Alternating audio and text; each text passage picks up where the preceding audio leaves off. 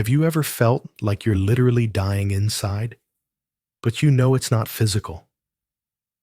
Your heart pounds, your thoughts spiral out of control, your body feels foreign, you can't sleep, you can't eat. And on top of all that, there's this deep emotional pain, like something inside you is breaking apart. If you're going through this, let me tell you something important. You're not dying, you're awakening. And yes, real spiritual awakening feels like death, because in many ways, it is. Spiritual awakening, especially through the lens of non-duality, is not some beautiful floating on a cloud experience filled with love and light. Number, it's the complete death of who you thought you were. The ego, which you've built your whole identity around, begins to collapse. It's not subtle.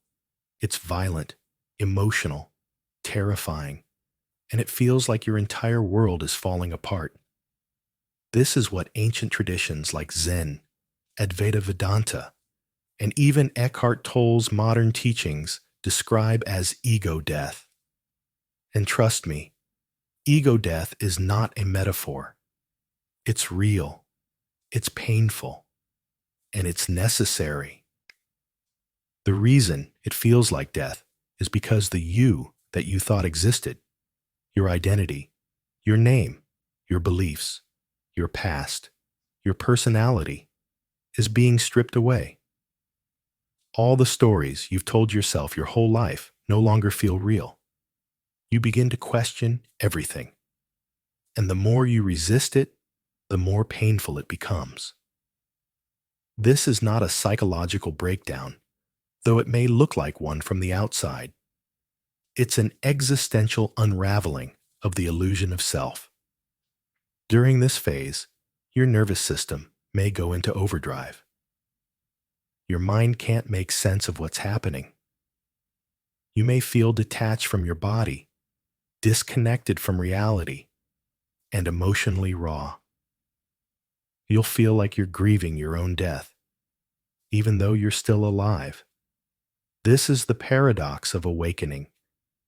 It's not the death of your body. It's the death of your false self.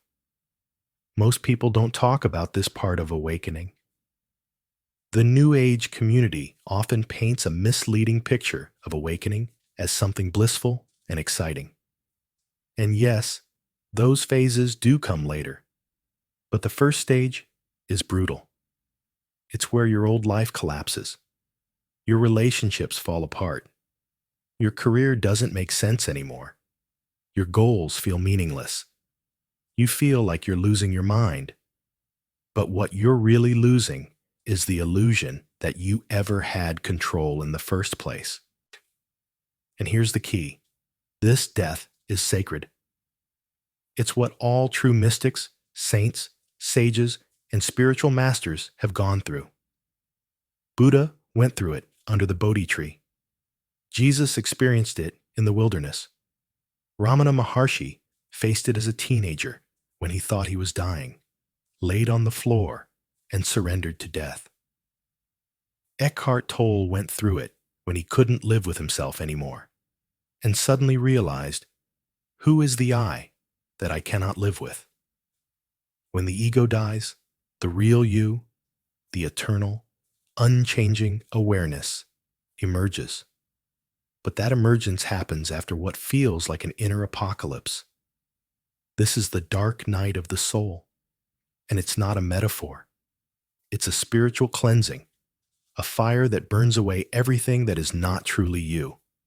And the more you surrender to it, the easier it becomes. Not painless, but easier.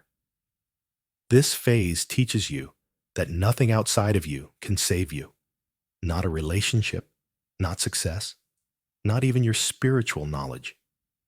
You are forced to sit in the emptiness and face the silence. And in that silence, something miraculous happens. You begin to remember who you are. Not as a person, but as pure being, as presence itself. And that's why it hurts. Because what's dying is the attachment to your personal identity. You grieve your illusions. You mourn your expectations. You feel naked without your coping mechanisms. But eventually, you start to realize that what remains after the death of ego is not emptiness, it's freedom. Real, raw, honest freedom. Why this has to happen? Why can't awakening be easy? Why does it have to hurt so much? Because the ego is stubborn. It doesn't want to surrender. It wants to awaken on its own terms. But real awakening is not a self-improvement project. It's ego annihilation. In traditional Zen, Advaita Vedanta, and mystical Christianity, they all point to the same thing. Lo, you must die before you die. This means the death of the illusion, the death of the false self. Only then can what is real be seen. So if you're in that stage right now, let me tell you this. You're not alone. You're not broken. You're being reborn. And yes, it hurts like hell. But the truth is, the only thing that's dying is the lie. Stay with the process. Don't try to fix it. Don't try to speed it up. Just feel it. Let it burn. Let it break you. Because what's left after the breaking is who you truly are. And that is more beautiful, more peaceful, and more real than anything your mind could ever imagine. Thank you for watching. If this resonates with you, I invite you to sit with it, not as a concept, but as a truth that's unfolding inside you right now. And remember, you're not dying, you're waking up. Namaste.